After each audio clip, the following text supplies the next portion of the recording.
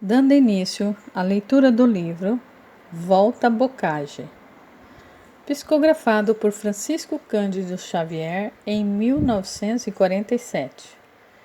Dado por ele, Manuel Maria de Barbosa do Bocage.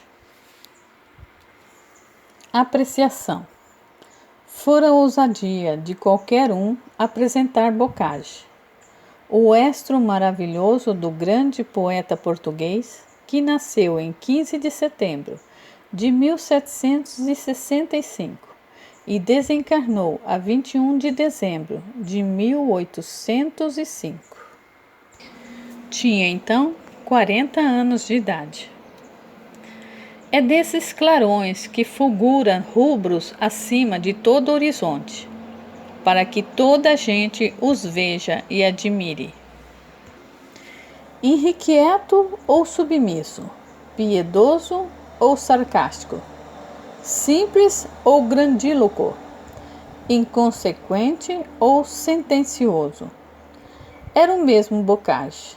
Era o jovem insatisfeito que deixava a estrídula flauta de Pan Caprípede por tanger a langorosa lira de Orfeu, ou a maviosa cítara de apoio, que tanto se arrojava aos pés da ninfa etérea de Punício Manto, mãe dos amores, das espumas filhas, que o amor na concha azul passeia airosa, como se alcandorava ao regaço da Imaculada Virgem Sacrossanta. Virgem depois de mãe, mulher bendita, que sem de todo desprezar a Calíope de Camões e a Erato de Anacreonte, preferia, no entanto, a Polímnia de Bernardim Ribeiro. E foi a lira que viveu, que só a quebrou para refazê-la depois, ao se desatarem os liames que lhe cativavam a ninfa do espírito ao casulo terreno. A maneira do cantor de Os Lusíadas, a quem desejou imitar, indo à colônia portuguesa do extremo oriente, enaltecia o Olimpo e adorava o céu. Ousamo-la cantar. Camões, grande Camões, com semelhante. Acho teu fado ao meu, quando os cotejo. Igual causa nos fez, perdendo o tejo, arrostar, co sacrilego gigante. Como tu, justo aos gangues sussurrante, da pearia cruel, morror me vejo. Como tu, gostos, mãos, que em vão o desejo, também carpindo estou, saudoso amante. Ludibrio, como tu, da sorte dura, meu fim demando ao céu, pela certeza de que só terei paz na sepultura. Modelo meu tu és, mas, ó tristeza, se te imito nos transes da ventura, não te imito nos dons da natureza. As Tágides o embeveciam, quando estarreciam de que se quedava antes o portento da Via Láctea. Deleitava-lhe o íntimo a ambrosia de Júpiter, como lhe ardia o vinagre do inominável sacrifício do Calvário, lastimando estar no meio daqueles que por seus erros ofendem ao Pai e pelos quais o Cordeiro se deixava imolar. Ó filho do grande rei, que a monarquia tem lá nos céus e que de si procede, hoje mudo e submisso à fúria cede de um povo que foi seu, que a morte o guia. De trevas, de pavor, se veste o dia, inchado o mar, o seu limite excede. Convulsa a terra por mil bocas pede vingança de tão nova tirania. Sacrilégio mortal, que espanto ordenas, que ignoto horror, que lúgubre aparato. Tu julgas teu juiz, te Deus condena. Ah, castigai, Senhor, o mundo ingrato, caiam-lhe as maldições, chovam-lhe as penas, também eu morra, que também vos mato. Era Manuel Maria de Barbosa do Bocage, um romântico por natureza, e na poesia que lhe era a vida mesma, um lírico índole, esta que se lhe adivinhava já aos 8 anos de idade. Em Setúbal nascera, numa época de transição literária, na qual a literatura de Portugal emergia do marasmo, do pseudo-classicismo, ainda dominante no mesmo século XVIII, para o doce período do romantismo. Desviando-se dos moldes clássicos, demasiado rígidos, Bocage pendeu para a escola que seria a do inominável Antônio Feliciano de Castilho. Era a luva que se lhe ajustava, por independer de regras convencionais, e por visar o efeito da expressão, era a imaginação e a sensibilidade sobrepondo-se à razão. Era o individualismo, que não implicava, entretanto, qualquer óbice à expansão do gênio individual. Era o desafogo dos sentimentos íntimos, revelados através da poesia lírica. Era o instrumento que se oferecia ao poeta, vindo novamente ao planeta em época própria. Era a expansão mesma do exuberante espírito, ávido de desabafo em hinos à natureza. E, com efeito, embora seu forte fosse o soneto, compôs vários gêneros da poesia, entre os quais odes satíricas e anacreônticas. Recordava, talvez, assim, o poeta a Arcádia antiga, ou ainda aquele país imaginário de puro bucolismo, de pastores fiéis ao amo. E quem sabe não fora Bocage um deles. Insatisfeito como sempre, não lhe agradou o estilo da famosa Arcádia de Lisboa, sucessora das pitorescas escolas que reinavam desde o século VII e que viveu de 1757 a 1774. Em divergência com Francisco Manuel do Nascimento, conhecido por Filinto Elísio, que compunha odes segundo o modelo do clássico Horácio, fundou o Eumanismo, o grupo dos admiradores de Hermano, adotado na Nova Arcádia. Era seu pseudônimo Hermano Sadino, sendo Hermano a anagrama de Manuel e Sadino por ter avate nascido às margens do rio Sade. Temperamento irrequieto, defrontou-se no mundo com os distúrbios que ele mesmo propiciava, sedento de paisagens, por mais íntimo contato com a natureza, viajou por profissões espontaneamente eleita, até longe terras, e mais além pretendia, se não fora motivo de força maior. O espírito de liberdade o não deixava repousar, e assim vibra. Liberdade, onde estás? Quem te demora? Quem faz que o teu influxo em nós não caia? Por que, triste de mim, por que não raia já a esfera de Lísia a tua aurora? Da santa redenção é vinda a hora, a esta parte do mundo que desmaia. Ó, venha, e trêmulo descaia despotismo feroz que nos devora. Eia, acode ao mortal que frio e mudo oculta o pátrio amor, torce a verdade. E em fingir, por temor empenha estudo. Movam novos grilhões tua piedade. Nosso numen, tu és a glória e tudo, mãe do gênio e prazer, ó liberdade.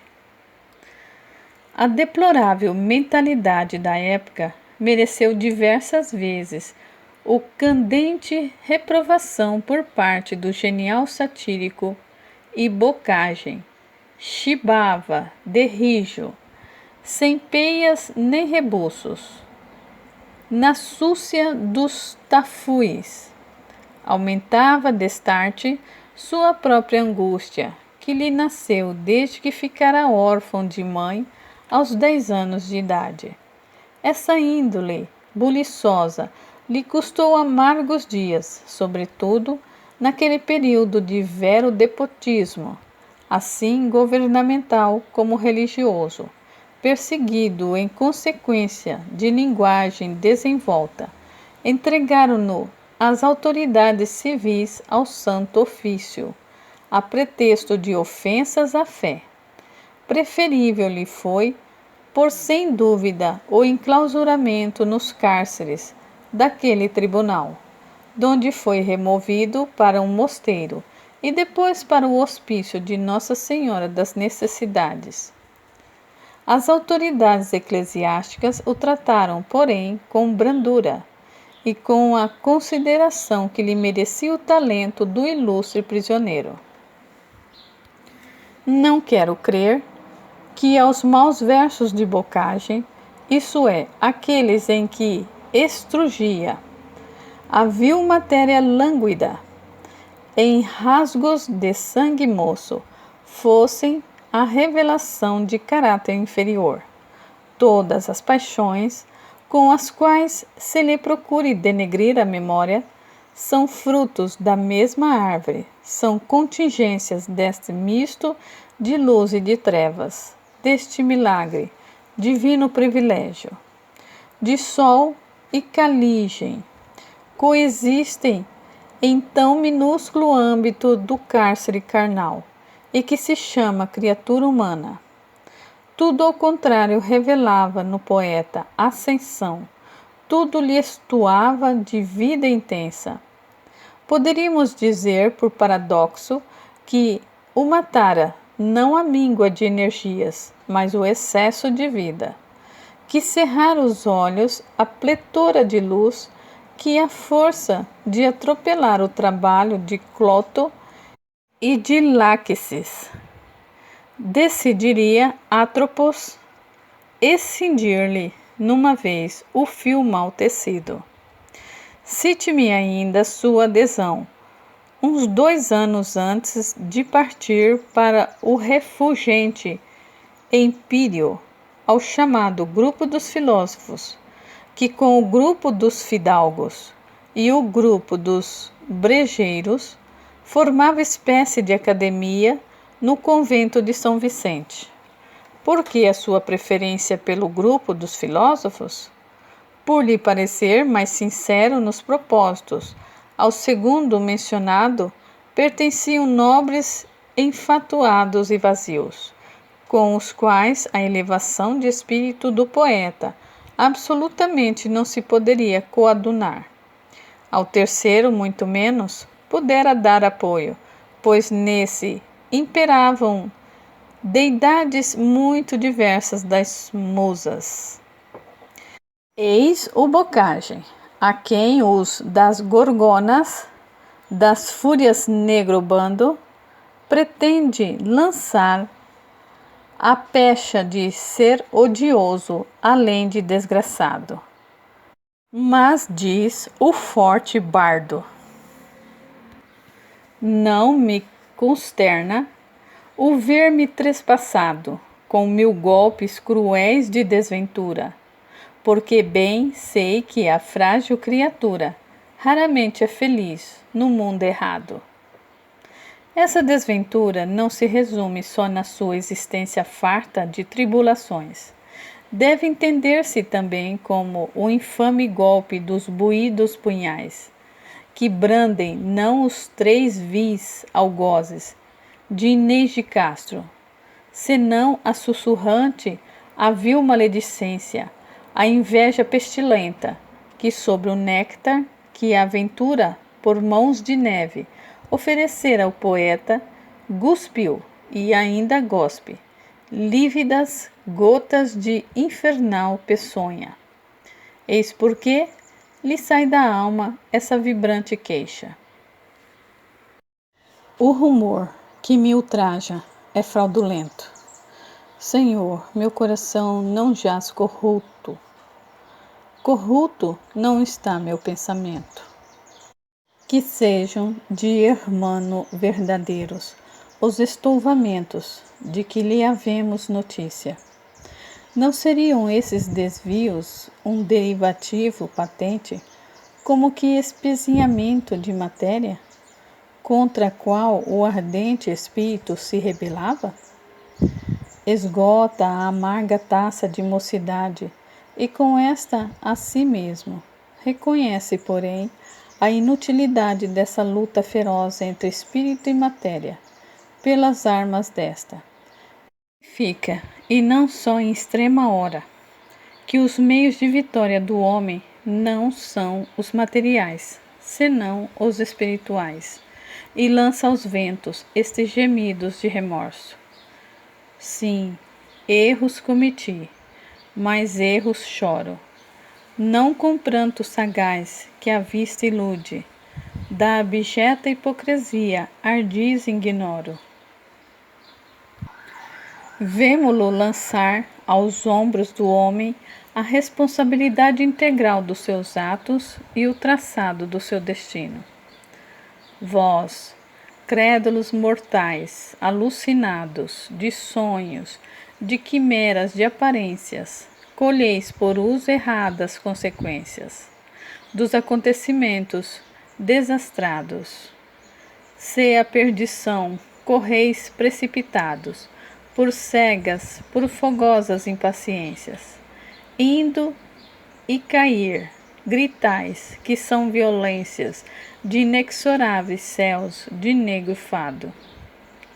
Se um celeste poder tirano e duro, às vezes extorquisse as liberdades que prestava, ó razão, teu lume puro, não forçam corações as divindades, fado amigo não há, nem fado escuro.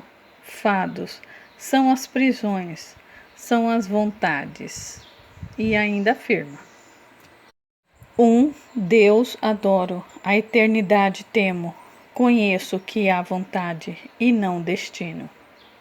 Tais palavras desmentem o errôneo juízo que as autoridades formavam do ímpio, cruel, sacrilego, blasfemo, pois bem queriam vê-lo consumido em língua voraz de labareda ardente, naquele bárbaro tempo, abominosa idade, as outras eras pelos fados presa, para labéu e horror da humanidade, flagelos da virtude e da grandeza, réus do infame e sacrilego, atentado de que treme a razão e a natureza. Diga-se em consciência se era ímpio quem assim raciocina. Qual novo Orestes entre as fúrias brada, infeliz que não crês no onipotente, com sistema a sacrilego desmente, a razão luminosa, a fé sagrada. Tua bárbara voz iguala ao nada, o que em todas as coisas tem presentes. Basta que o sábio, o justo, o pio, o crente, louve a mão contra os maus do raio armada. Mas vê blasfemo ateu, vê monstro horrendo, que a bruta opinião que cego expressas, a si mesma se está contradizendo. Pois quando de negar um Deus não cessas, de tudo o inerte, acaso autor fazendo, no acaso, a teu pensar, um Deus confessas. E seja-nos permitido acrescentar do mesmo bardo: salve, princípio da alma, etéreo lume, se um Deus não fora, que seria eu humano? Existe o Fati, porque existe o Numa. Proclame-se blasfemo cantor, que por todos os mortais, e entre esses os seus detratores, exonera. Eterno Deus, não longe dos teus lares, tépida nuvem de maldito incenso, dado ao negro Satã, perturbe os ares. Que tolerância tens, monarca imenso? Por mais crimes, Senhor, que o mundo faça, tudo releve teu amor imenso. Desce, desce dos céus, potente braga, difunde a santa luz, a santa crença, pelos cegos mortais que o erro enlace. Tais versos, tão miríficos, quão surpreendentes, pois da autoria de alguém a quem se atribui vilezas, bem poderia figurar na presente dúzia, ora brindada através do lápis do excelente Francisco Cândido Xavier.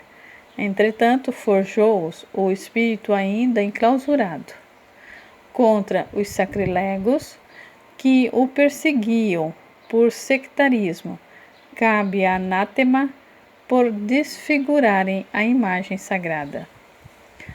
Um ente dos mais entes soberano, que abrange a terra, os céus, a eternidade, que difunde anual fertilidade e aplana as altas serras do oceano. Um nume só terrível ao tirano, não a triste e mortal fragilidade. Eis o Deus que consola a humanidade. Eis o Deus da razão, o Deus do humano. De enorme fortaleza, pronto sempre o rigor para a ternura, raio sempre na mão para a firmeza. Um Criador funesto à criatura. Eis o Deus que horroriza a natureza, o Deus do fanatismo ou da impostura. Aludindo à profecia de Isaías, eis que a Virgem conceberá e dará à luz a um filho, e chamará o seu nome Emmanuel. Tem o poeta o seguinte surto: queimando o céu dos séculos futuros, o vate, aceso em divinas lameiros, assim contou, e aos ecos bregoeiros exultaram Sion, teus sacros muros. O justo descerá dos astros puros, em deleitosos cândidos chuveiros, as feras dormirão com os cordeiros, suarão doce mel, carvalho duros. A Virgem será mãe, vós darei flores, brenhas intonsas em remotos dias, porás fim, torva guerra, a teus horrores. Não sonhou o Altíssimo Isaías. Ó reis, ajoelhar, correi, pastores, eis a prole do Eterno, eis o Messias. Em comentário aos dois mundos, o daqui e o do além, encontramos esses versos magistrais no mesmo soneto, em que Avati lamenta a partida de uma das para a pátria espiritual. O que é do céu ao céu restituíste. Restituísse ao nada o que é do nada. É cativeiro para o justo amiou. A morte para o justo é pensa. Ideias essas puras e lidimamente cristãs, na ampla acepção do termo, poderiam também haver sido agora ditadas pelo poeta já liberto do espaço, versos que se enquadram na genuína escola da poesia lírica, que tanto apreciava a repetição das palavras, como aqui notamos nos transcritos. Bocage, um ateu, que consagrou a Deus 4 ou 5 sonetos e a Cristo 3, que a Virgem dedicou um além de 4 cantos, 2 dos quais composto para solenizar a festividade de 8 de dezembro. E agora pasma, leitor, com essa revelação da lei do karma. Nas páginas fatais é tudo eterno. O que se escreve ali jamais se risca. Era um outro sim do estilo, o contraste e o confronto, e esse respeito.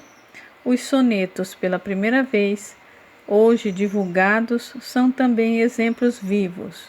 Rebordemos o seguinte, que todo o escolar sabe de cor. Nos campos o vilão sem susto passa. Inquieto na corte o nobre mora. O que é ser infeliz aquele que ignora? Este encontra nas pompas a desgraça. Aquele canta e ri, não se embaraça com essas coisas vãs que o mundo adora. Este, ó cego ambição, 1000 vezes chora, porque não acha bem que o satisfaça. Aquele dorme em paz no chão deitado. Este, no embúnio leito precioso, nutre, exaspera, zelador, cuidado. Triste, sai do palácio majestoso, se has de ser cortesão, mas desgraçado, antes ser camponês e venturoso. Não sei se fora justo, do ponto de vista em que nos colocamos um paralelo entre Bocage e o protagonista Jorge, de A Viuvinha, de José de Alencar. Bem creio que, como Estroina, rapaz, cuja alma se conservara alheia à agitação da matéria e isenta do lodo onde se afundaram os bens herdados, o espírito do poeta, vagando por altíssimas regiões, nestas permanente morada, havia longe do vício que lhe era estranho. Houve quem julgasse Bocage um fruto de sua época. Seria uma justificação do estranho proceder do rapaz, mas afirmativa cediça que se repete sem reflexão. Comentando esse juízo, outro crítico não perdoa ao melodista lusitano as inegáveis fraquezas, alegando que nem todos os coevos de Bocage se permitiram arrastamento pelas correntes daquele tormentoso trecho da vida portuguesa. Outro assevera que Hermano veio ao mundo fora do seu tempo. Que difícil que é a vida. Para mim, o problema está mal posto. Dizer que alguém seja fruto de sua época é, de certo modo, negar-lhe individualidade, o que é patentemente falso. Cada um de nós tem uma personalidade, pela qual se distingue dos demais homens e pela qual é responsável no âmbito coletivo. Isto em primeiro lugar. Frutos de uma época seriam milhões de criaturas, que entretanto se diferenciam tanto quanto, para seguir a mesma imagem, se formassem em épocas distintas, e para demonstrá-la aos que assim raciocinam, basta alçar os olhos àquela outra afirmativa tão generalizada. Era um homem fora da sua época. Em segundo lugar, a própria asserção do segundo crítico a que aludimos desmente esse conceito, buscando aviltrar o grande vate. Observa que os outros homens procederam na mesma época de modo bem diverso e, ao seu ver, bem mais digno. As criaturas animadas não são frutos do seu tempo. Quais frutos da mesma árvore? A estes não lhes cabe a culpa de ser amargos, nem a glória de ser doces. A esses não poderiam ser comparadas aquelas que têm uma consciência, se assim fora, a Deus responsabilidade, mérito e demérito. Observadores que tais veem de esconso o complexo problema humano como fonte das faculdades anímicas, enxergam tão somente a matéria, aquela que receberia de pronto as influências do meio e que agiria a seguir de moto próprio.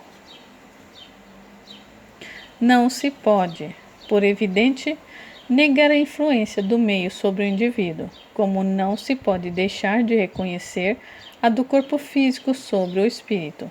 Mas daí afirmar que alguém seja fruto da sua época, o que vale dizer do seu meio, vai infinita distância, a não ser um Cristo, ao que saibamos todos os espíritos que aportem as plagas terrenas hão de sofrer das injunções do meio-espaço e do ambiente-tempo, a matéria de que ainda se acharam revestidos, abstração feitas mesmo do material mais grosseiro e palpável.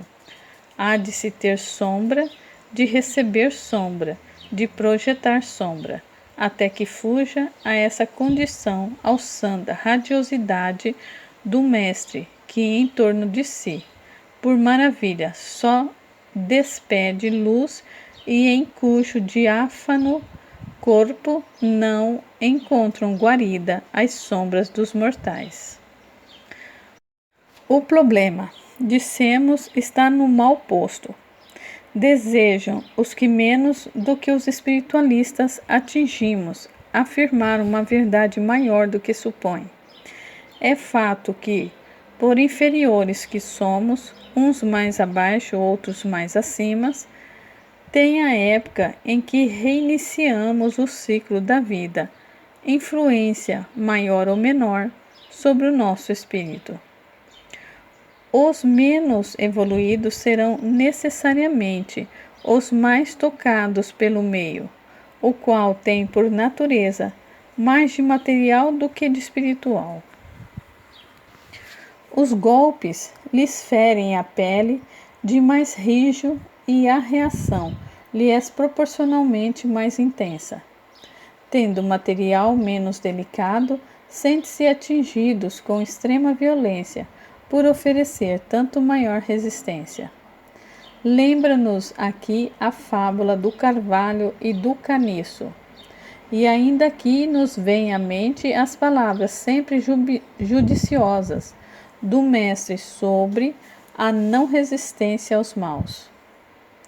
Ocupando nosso planeta, uma ordem relativamente inferior, é, pois, natural que seus habitantes, em grande maioria, sofram, de modo mais profundo, os embates desagradáveis de tal círculo.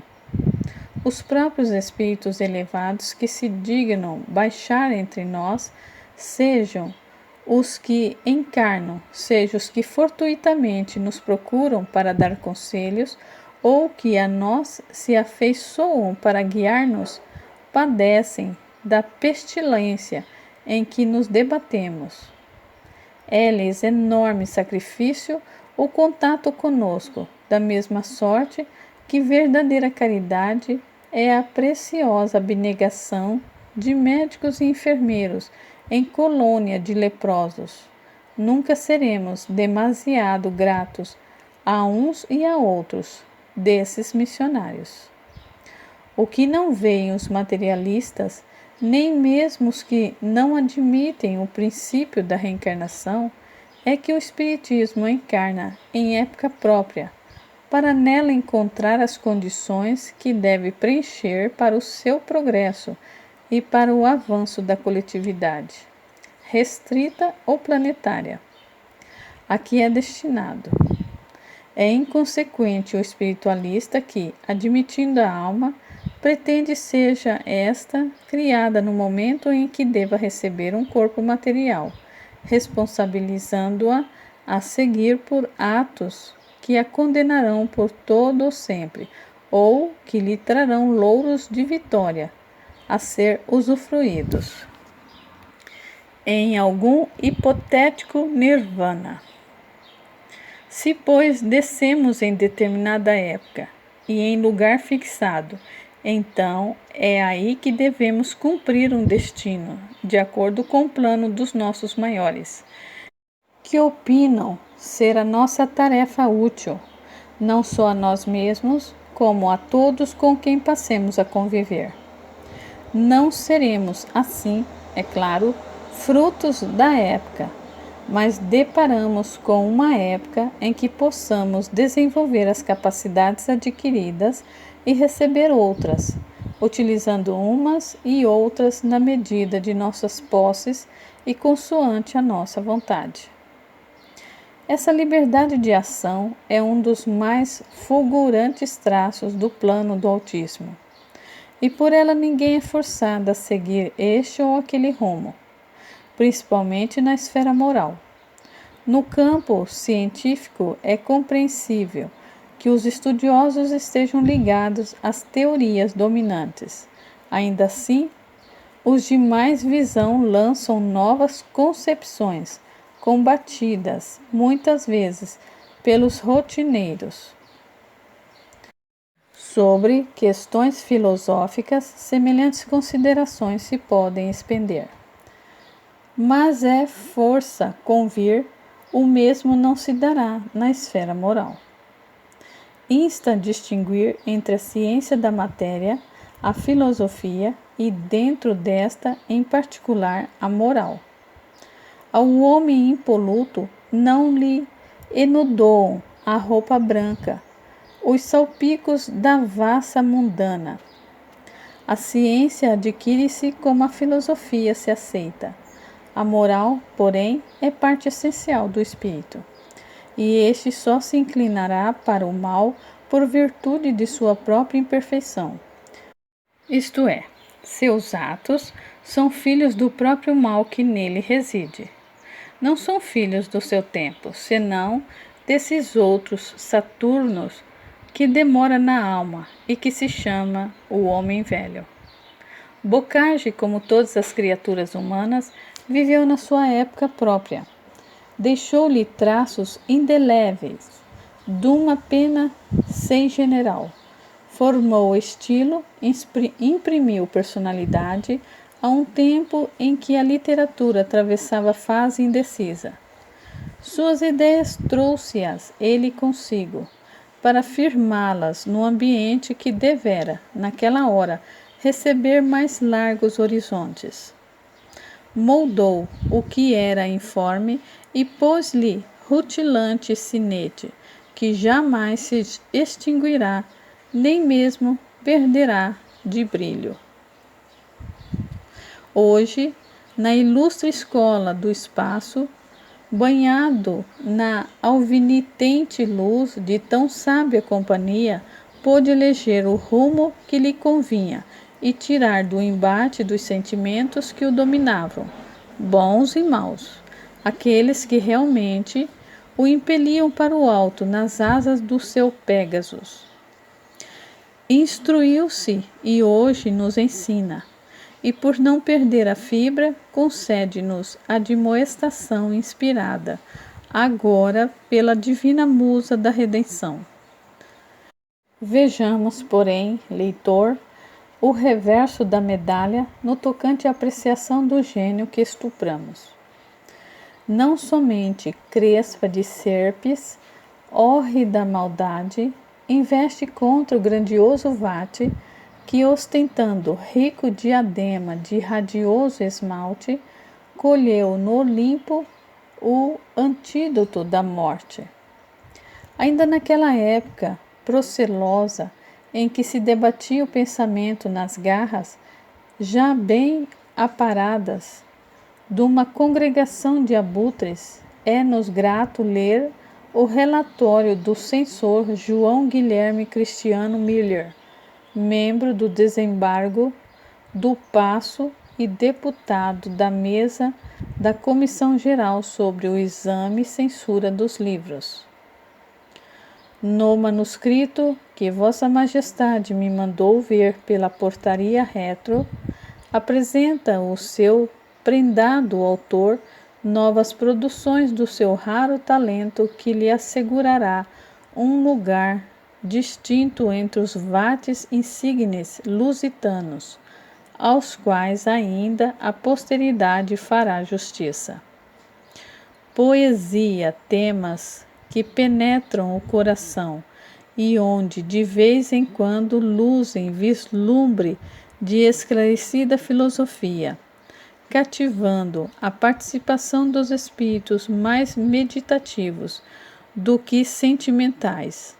Fábulas graciosas que ensinam a prática das virtudes, as mais benéficas, e promovem a intuição de verdades nunca as ponderadas, misturadas com traduções que patenteiam tanta familiaridade do seu autor com as belezas das línguas dos originais, como também o seu acesso no santuário dos mais recônditos tesouros do idioma vernáculo, e com epístola, odes e ébodos altissonantes, nos quais desenvolve toda a força de um gênio culto e transcendente, unido intimamente com uma fantasia inesgotável poética. Numa palavra, tudo quanto pode servir de documento de um gosto eminente para os mais admiráveis produtos de todos os tempos e de todas as regiões do nosso mundo, de mão dada com a singular dexteridade de transplantar sobre pátrio chão, enquanto neste se cultivam com igual diligência e feliz sucesso aos seus próprios. De tudo isso, é a presente coleção um elegante florilégio. Bem pena é ser inevitável que se mostrasse em muitos lugares a influência da atmosfera túrbida, carregada e penosa, debaixo da qual o autor plantou grande parte deste rico jardim. Felizmente, porém, se percebe mais o efeito lamentável disso sobre a mente aflitiva do poeta, que sobre as flores e frutos encantadores da Vergôntias, que regou com os eflúvios de seu pranto, em cujo afago a sua musa sempre conserva menos o caráter de ministra de inumanas e indecorosas paixões, do que ditames da razão, moralidade e mimosa distração, pronta a sacrificar tudo o que pode tentar a fraqueza humana, a pecar contra respeitáveis leis, boa ordem social e tranquilidade civil e doméstica. Eis aqui as observações que resultam do exame desse manuscrito, e sobre as quais se escora o meu parecer, que haverá poucos tão dignos da faculdade que a suplicante solicita. Vossa Majestade, porém, ordenará o que for servida. João Guilherme Cristiano Miller. No Dicionário de Rimas Luso-Brasileiro, de Eugênio de Castilho, correto, aumentado e precedido de um prefácio e de um compêndio de versificação pelo Visconde de Castilho, encontramos a seguinte afirmativa, que bastaria para encerrar essa breve apreciação. O soneto português, podemos dizer sem exageração, nasceu com Bocage e com Bocage morreu. Vamos, porém, dar a palavra ao nosso imortal Olavo Bilac, em elogios ao sublime Arcade. Em Portugal, a arte de fazer versos chegou ao apogeu com Bocage, e depois dele decaiu. Da sua geração e das que procederam, foi ele o máximo cinzelador da métria. A plástica da língua e do metro, a perícia ao ensablar das orações e no escandir dos versos, a riqueza e a graça do vocabulário, o jogo sábio e às vezes inesperado das vogais e das consoantes dentro da harmonia da frase, a variação maravilhosa da cadência, a sobriedade das figuras, a precisão e o colorido dos epítetos, todos esses difíceis e complicados segredos da arte poética, cuja beleza e variedade às vezes escapam até aos mais cultos amadores da poesia e aos mais argutos críticos literários, e que somente os iniciados podem ver, compreender e avaliar. Esta consciência, este gosto, essa medida, esse dom de adivinhação e de tato, e de que os artistas natos têm o privilégio. Tudo isso coube a Hermano, tudo isso se entreteceu no seu talento. Depois dele, Portugal teve talvez poetas mais fortes, de surto mais alto, de roais fecunda imaginação, mas nenhum o excedeu, nem o igualou no brilho da expressão.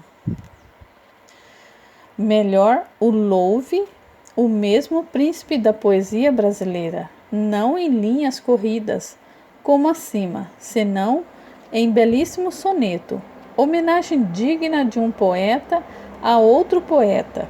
Ainda mais admiremos Bocage, através dessa admiração de quem, por autoridade inconteste, podia avaliar quanto merece talento de tal porte. E agradecemos a Deus o mimo que hoje nos oferece o espírito de bardo lusitano, essas flores de luz em que se transmudaram as pérolas que colhiam do fundo do aguaçal. A Bocage, tu, que me pego impuro das orgias, mergulhavas ansioso e descontente, e quando à tona vinhas de repente, cheias mãos de pérolas trazia. Tu, que do amor e pelo amor vivias, e que por de límpida nascente, dos lábios e dos olhos a torrente, dos merinos e das lágrimas vertia. Mestre querido, viverás enquanto houver quem pulse um mágico instrumento e preze a língua que prezavas tanto. E enquanto houver num canto do universo quem ame e sofra, e amor e sofrimento, saiba, chorando, traduzir no verso. E para encerrar essa apreciação, apliquemos ao genial Hermano seus próprios conceitos a um amigo que se fora da terra. Nesse dia em que o véu mortal despiste, dias eternas te confere a sorte. Se longe do universo errado e triste, triunfa teu espírito fulgente. Imortal entre nós, teu nome existe. Nota: Abude Gomes Monteiro. Bocage, este desconhecido.